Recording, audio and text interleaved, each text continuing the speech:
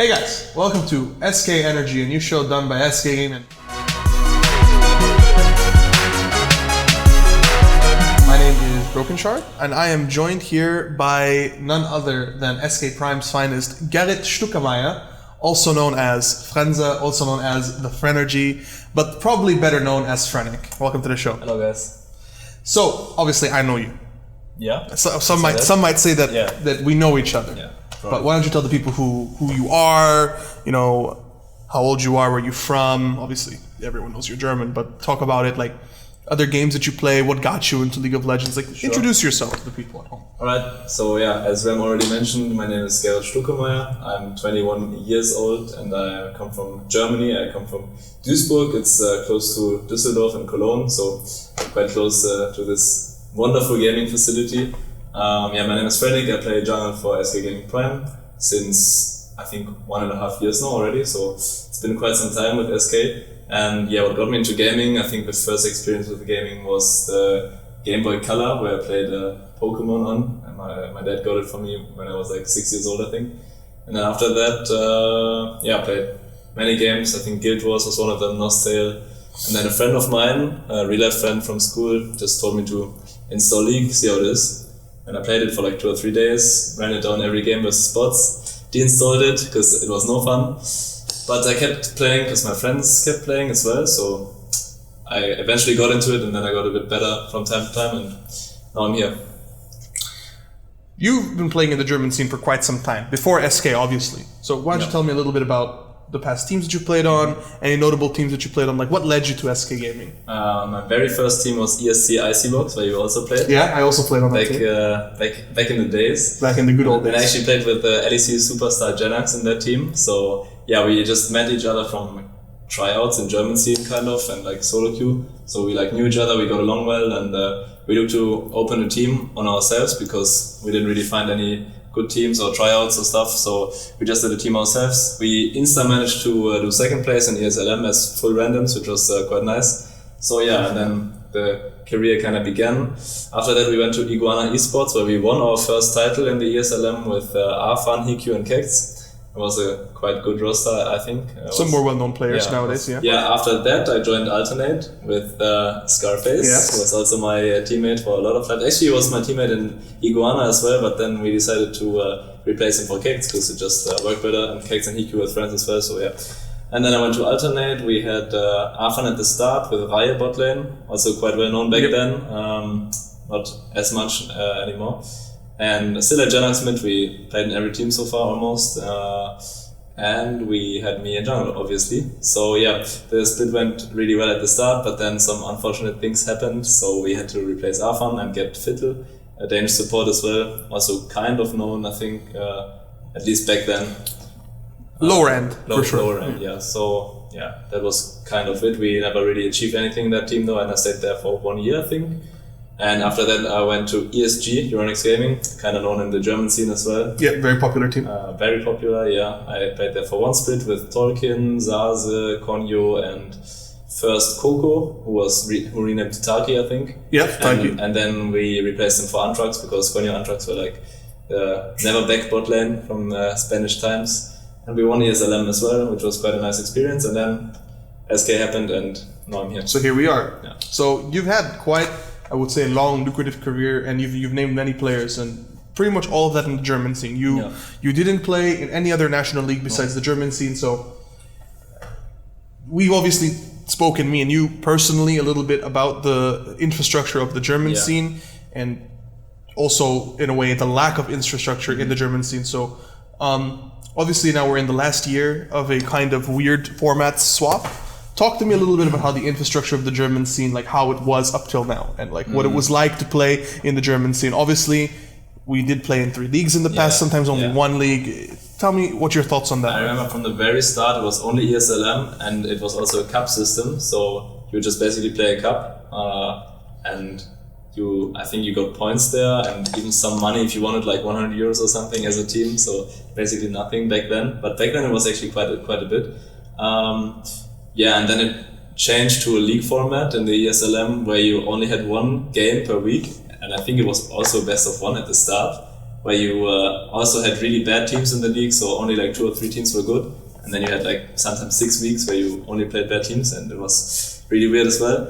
And now we are evolving quite a lot with the introduction of Premier Tour from Riot, which is really insane, I think, with your Masters and all that stuff that's going on.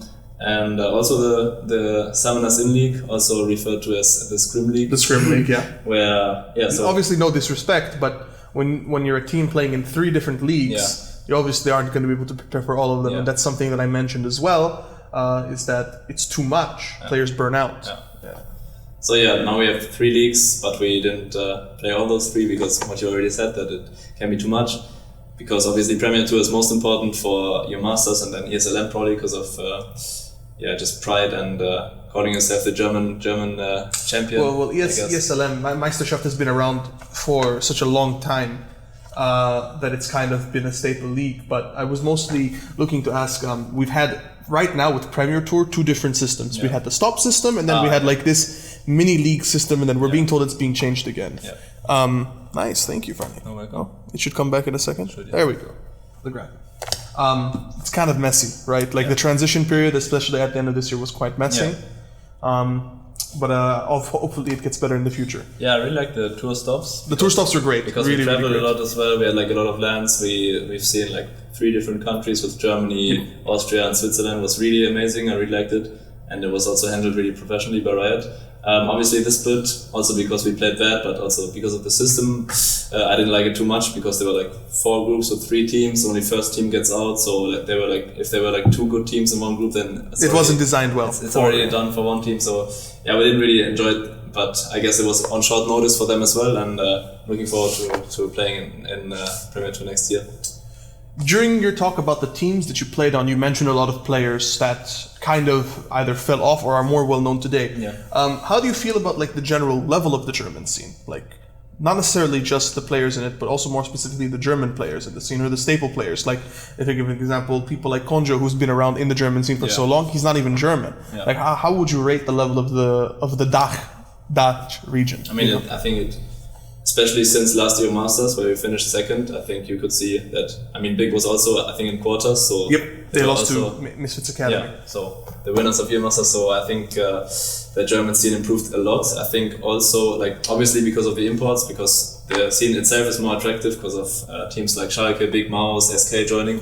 But also because I think the German players who are there for a long time, including me, obviously, are improving. I think, like most of them at least, not all, but. Like, I think all the players who are sticking around are just getting better and better. Now, moving on from the National League into the LEC, and I want to talk about the German representation in the LEC. I would say that right now, not just in LEC, even LCS, there's actually a German player, amazing, plays for 100 Thieves. Power of Evil. Power of Evil as well for CLG. So there is German representation in the big league. Our very own Genax as well, which we'll get into as well in a bit. But talk to me a little bit about the German representation in the LEC, LCS. Would you say that there is a high level amongst German players? Like, if you would think off the top of your head, if say name popular German players who played in the LEC, and the first couple would come to my head would be Amazing, Power of Evil, and Upset. And Upset definitely super high level, Power of Evil as well super high level, Amazing, ups and downs as well. But talk to me a little bit more, because now in this split we actually see some more players. Abedage, for example, coming in. Broken Blade. I think there's a lot more now. Like, I think for a long time there was like no German players, or like 2 3. Very low. Power of Evil, Amazing, Julius, I think, and that was kind of. There was also Kevin who played for and then Kerp as well. Really, there were, but it was really spread out. But how about like now? Like, if you look at the LEC and look at the German representation now, what would you tell me about that? I think it's probably at the highest point it ever was. Can't really say why. I guess the players are just really good and focused, and especially mid lane, like Genax and Abedage, for example, and the AD carries as well. Upset, really good player. So it's really nice to see that more and more Germans make it to the top level. Not even just players that are German, players that come from the German league. We also had Sakai moving up from SK Prime, and I think maybe you could agree with me is that the German scene just had more and more eyes on it, which attracted more players to come in. And with the more players coming in, it increased the league as a result. Of course. And so you're pumping out more players. Speaking of German mid laners, we actually have a lot of really good ones. Like, if we're not talking about the ones in the LEC, like there's Genax and Abedage being the 2 new ones, the rookies. If you would look at the rookie mid laners, obviously we're gonna exclude Genax because he only played a few games in the LEC. Humanoid, Nemesis, and Abbedagge. Yeah. All right. If you would create a tier system on those 3 mid laners at the beginning of the year, before watching any of the DLC, what would have that been? Before they actually played? Yeah, before they actually played. I think I would put Nemesis at the top, because I was really impressed by his play in Mad Lions. Then I would probably put Humanoid, and then Abbedagge probably.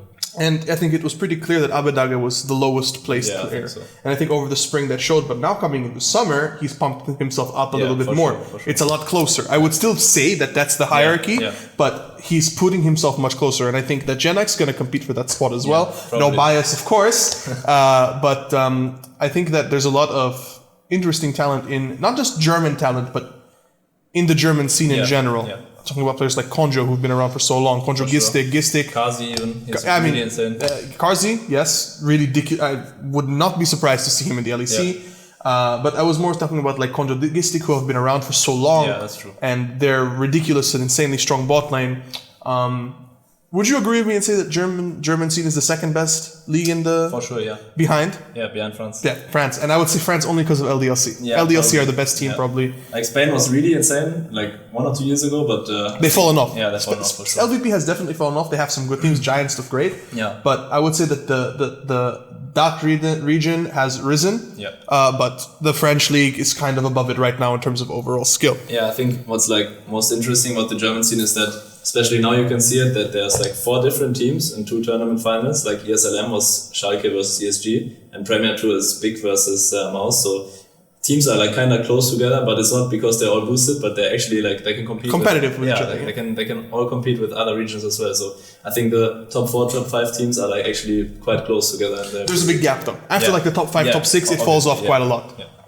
All right, let's move on from the German scene and a little bit and talk about you. So you're a pretty good looking guy. Hey, thanks, same.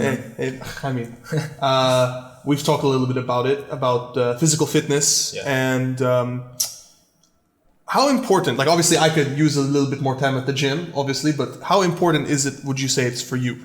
I know you did an exercise today, and there will be content regarding that another time, but talk to me a little bit. Is it important for you? Like, do you find it important? Yeah, it's really important for me because I had times where I didn't go to the gym, whatever the reason might have been, but especially when things didn't go that well, especially in this split, I noticed that when I didn't go to the gym for like more than a week, then my mental would be really bad. Like I would have bad thoughts, I would be tilting more than usual. So it's just the best stress relief for me that I can get, basically.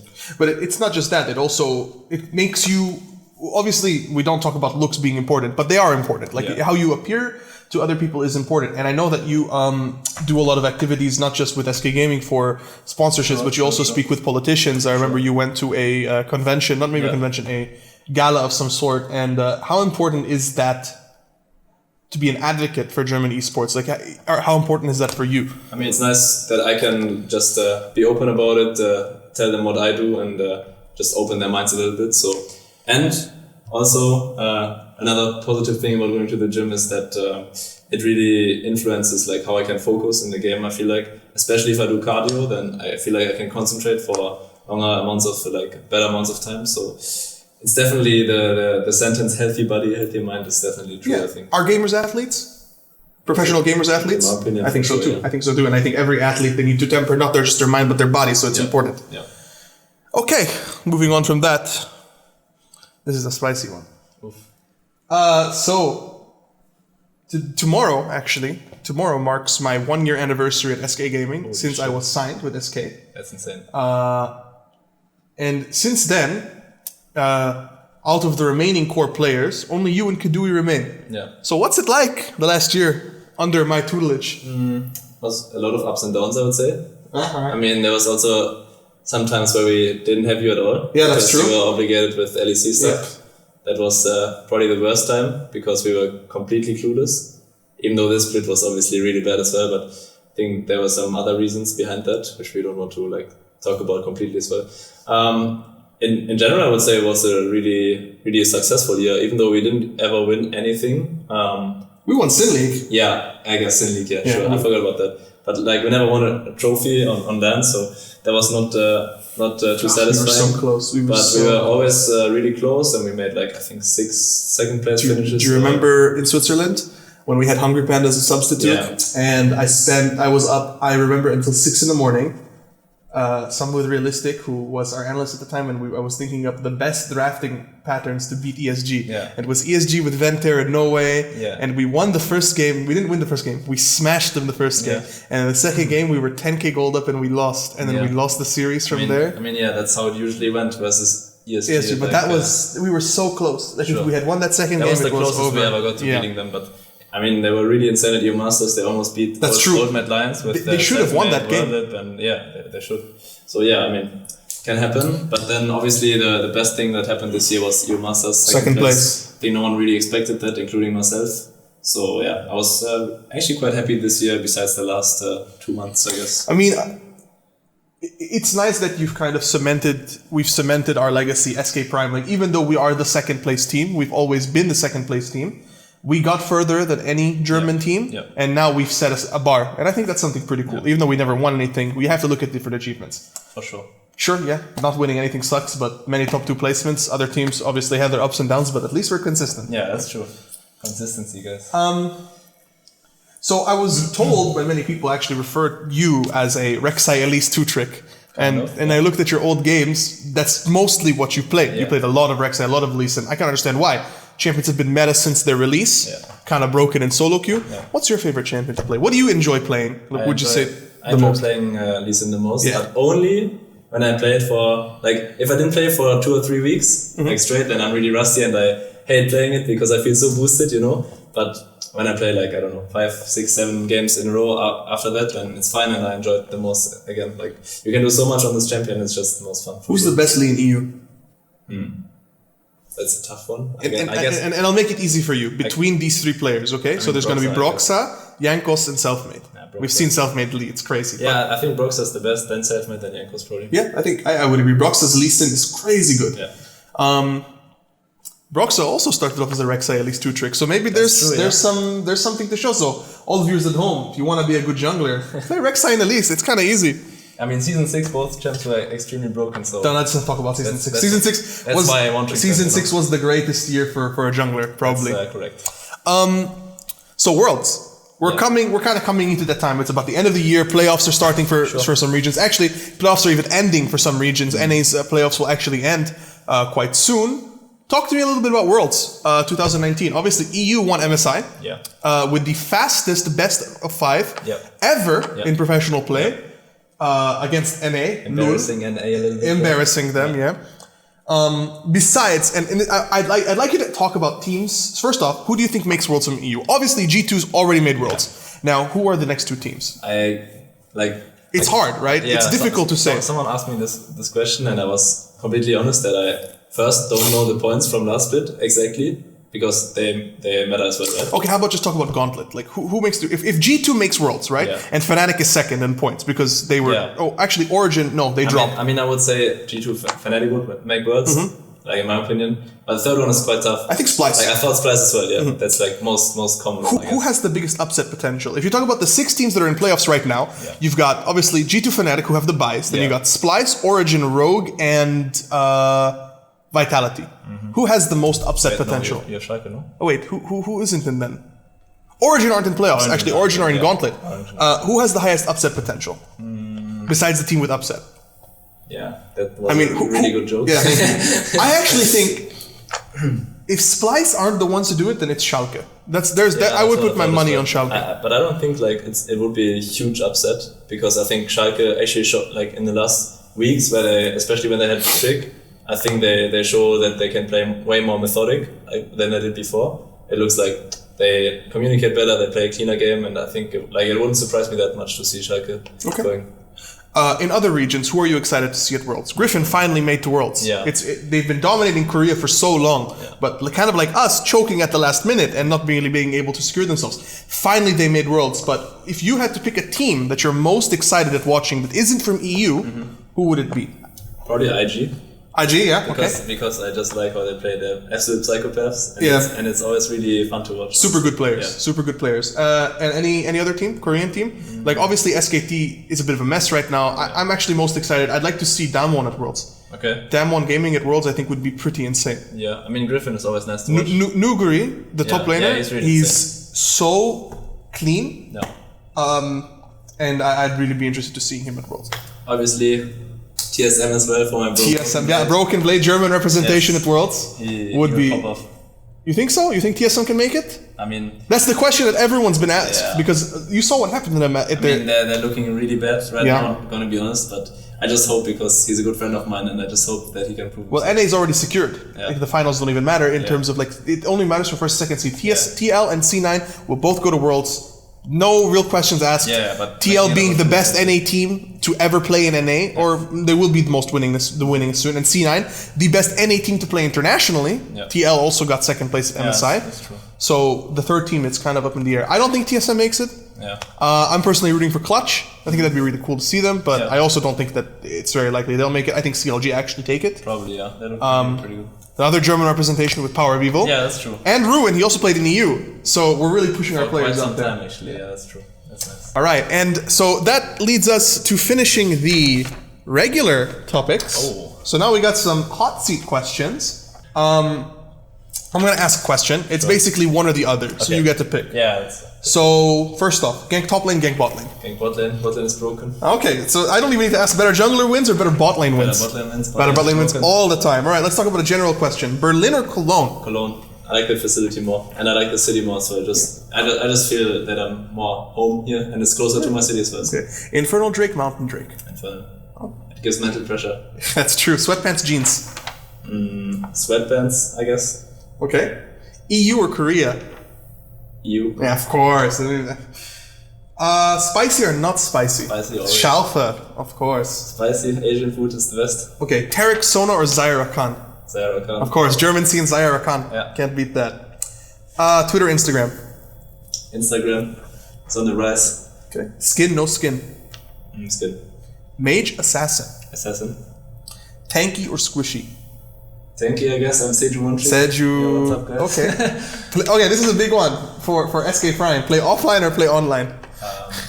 Always play offline. Really? Yeah. Okay. Caps or perks? Caps. Kidui Lucian or Kidui Tristana? Kidui Tristana. So Kidui Tristana. And I think that okay. Let's do one last one. Sure. It's gonna be a good one. All right. 125 invade or 125 no invade? 125 no invade, because if you invade 125, you have no honor. That's true. That is 100% true. All right. Thank you, everybody. Thanks for joining us on Skenergy with the Phrenergy. Yeah. And hope everyone has a great night.